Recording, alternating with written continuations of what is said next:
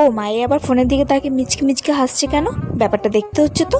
কি রে মানু, ফোনের দিকে তাকে মিচকি মিচকি হাসছিস কেন? এই প্রেম করছিস? আরে বললাম, আমি কি তোর বাবাকে বলতে যাব?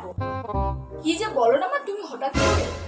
আরে বললাম, মারা তো আমার বন্ধুর মতো।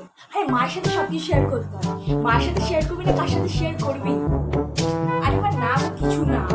আরে বললাম, মা যখন এত করে জিজ্ঞাসা করছে কথাটা বলেই দিই। আসলে মা জানো তো, আমাদের কোচিনে না একটা ছেলে আছে, আর সে না আমাকে প্রপোজ করেছে। আর আমারও না ওকে অনেকদিন ধরে পছন্দ, তাই আমি ওকে হ্যাঁ বলে দিয়েছি। ও মা, দেখেছো কাণ্ড। আর এটাই তো করার বয়স। তার জন্য না তোমাকে আমি কোচিনে পাঠাই।